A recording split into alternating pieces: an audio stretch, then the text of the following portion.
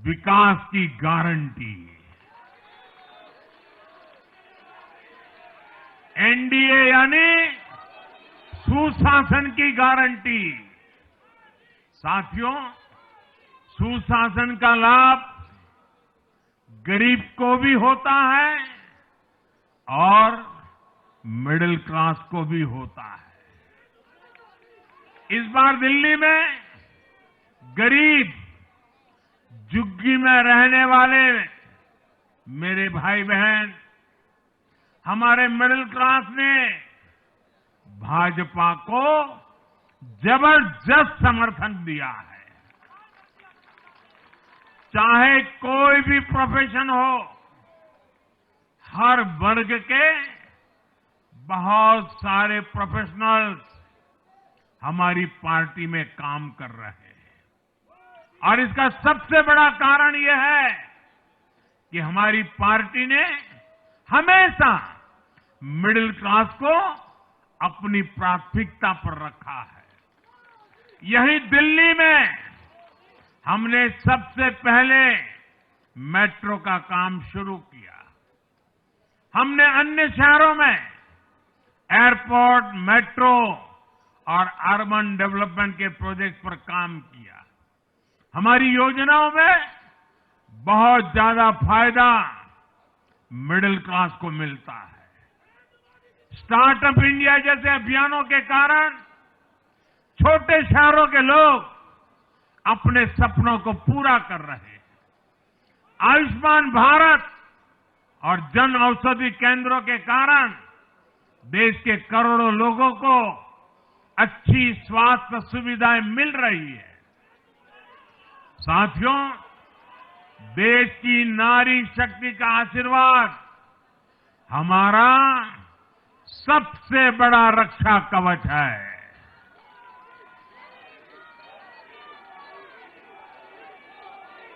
और आज एक बार फिर नारी शक्ति ने दिल्ली में मुझे अपना आशीर्वाद दिया है।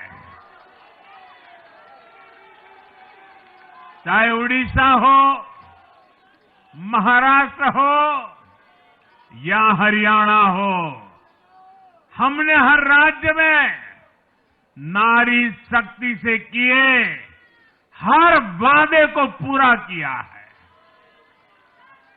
आज इन राज्यों में करोड़ों माताओं बहनों को हमारी योजनाओं का लाभ मिल रहा है। मैं दिल्ली की मातृशक्ति से भी कहता हूं, चुनाव में उनसे किया वादा जरूर पूरा किया जाएगा।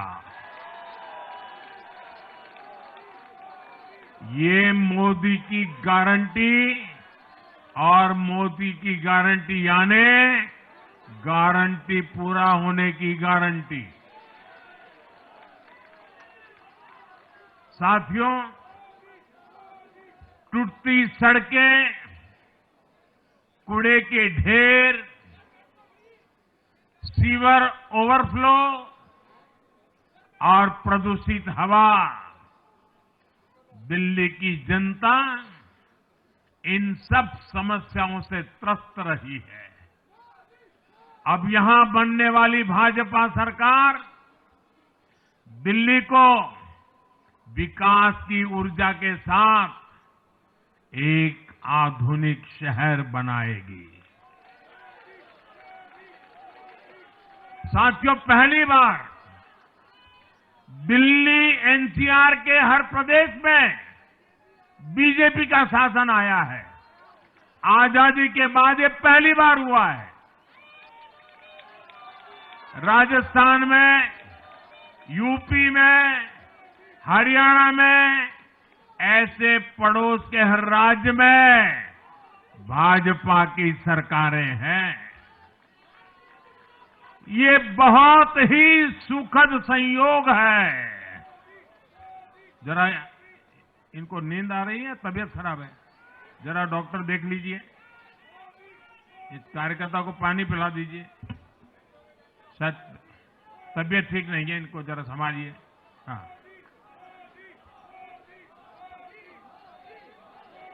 नहीं, वो थोड़े अनईजी लग रहे हैं। हाँ, पानी पिलाइए। थोड़े अनईजी लग रहे हैं।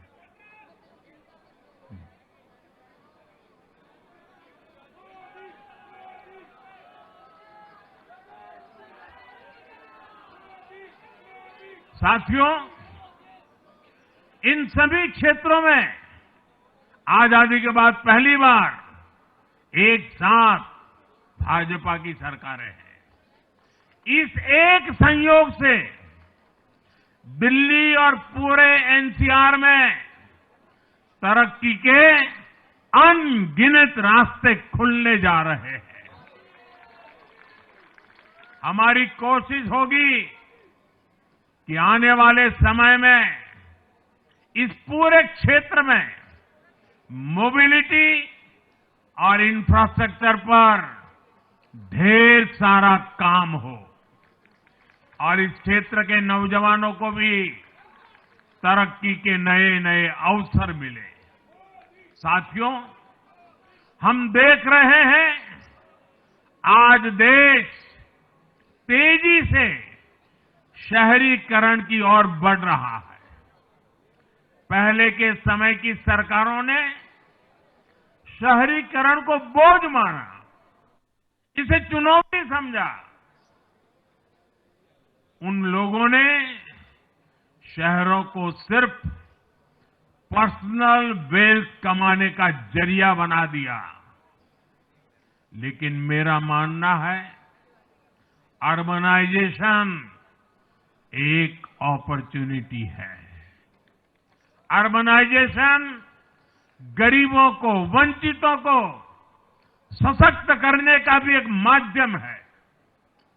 दिल्ली भारत का गेटवे है और इसलिए इसे देश का सर्वश्रेष्ठ अर्बन इंफ्रास्ट्रक्चर मिलना ही चाहिए। दिल्ली के लोगों ने हाउसिंग सेक्टर में हमारा काम देखा है। लोगों ने सड़कों के लिए हमारी परफॉर्मेंस देखी है। अब हम दिल्ली वालों की आकांक्षाओं को पूरा करने में पूरी शक्ति से जुट जाएंगे। साथियों, दिल्ली का जनादेश विकास के साथ ही विरासत की समृद्धि के लिए भी है। गंगे च यमुने चैव गोदावरी सरस्वती कावेरी नर्मदे सिंधु, ये भारत का सांस्कृतिक और आध्यात्मिक उद्घोष है। मां यमुना हमारी आस्था का केंद्र है। तभी तो कहते हैं नमो नमस्ते यमुने सदा त्वम भवस्व में मंगल कारणम च।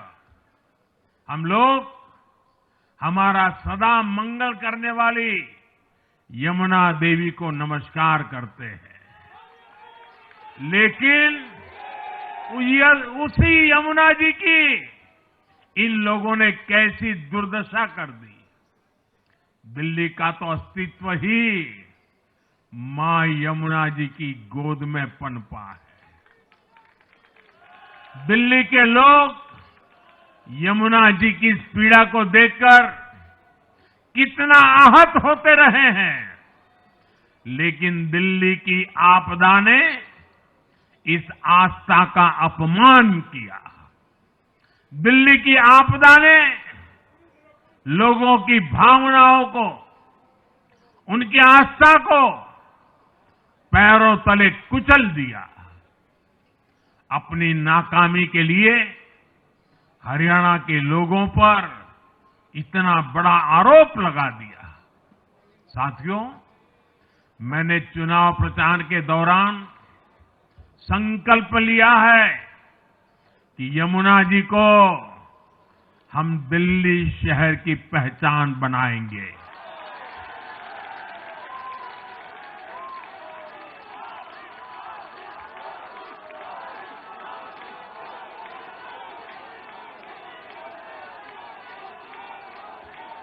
मैं जानता हूं ये काम कठिन है। मैं ये भी जानता हूं ये काम बहुत लंबे समय का है। गंगा जी का देखिए, राजीव गांधी के जमाने से वो काम चल रहा है। समय कितना ही क्यों न जाए, शक्ति कितनी ही क्यों न लगे, लेकिन अगर संकल्प मजबूत है तो यमुना जी के आशीर्वाद रहने वाले हैं। हम मां यमुना जी की सेवा के लिए हर प्रयास करेंगे, पूरे सेवा भाव से काम करेंगे। साथियों, ये आपदा वाले ये कहकर राजनीति में आए थे कि हम राजनीति बदल डालेंगे, लेकिन ये कट्टर बेईमान निकले। मैं आज वरिष्ठ महानुभाव श्रीमान अन्ना हजारे जी का बयान सुन रहा था। अन्ना हजारे जी काफी समय से इन आपदा वालों के कुकर्मों की पीड़ा झेल रहे थे। आज उन्हें भी उस पीड़ा से मुक्ति मिली होगी। साथियों, जिस पार्टी का जन्म ही भ्रष्टाचार के विरुद्ध हुए आंदोलन से हुआ हो, वही भ्रष्टाचार में लिप्त हो गई।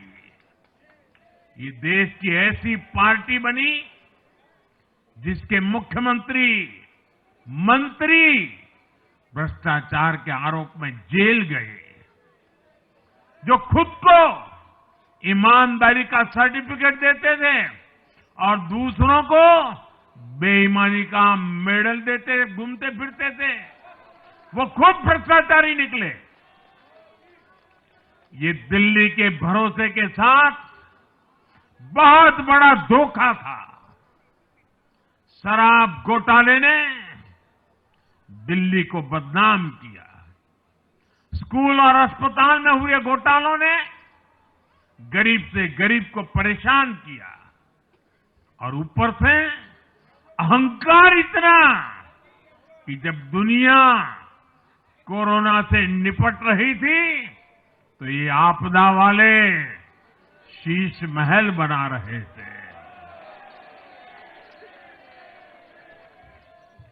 इन आपदा वालों ने अपने हर घोटाले को छिपाने के लिए रोज नई नई साजिशें रची, लेकिन अब दिल्ली का जनादेश आ चुका है। मैं गारंटी दे रहा हूं, पहले विधानसभा सत्र में ही सीएजी की रिपोर्ट सदन में रखी जाएगी।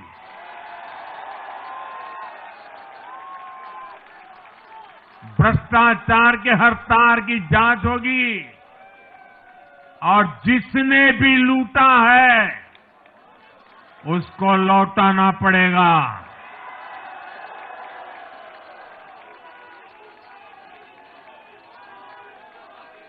ये भी मोदी की गारंटी है।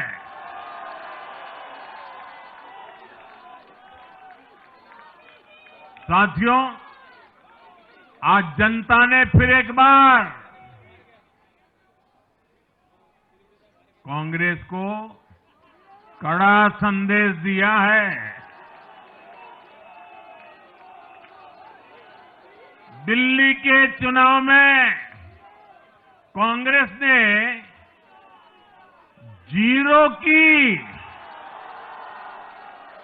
डबल हैट्रिक लगाई है।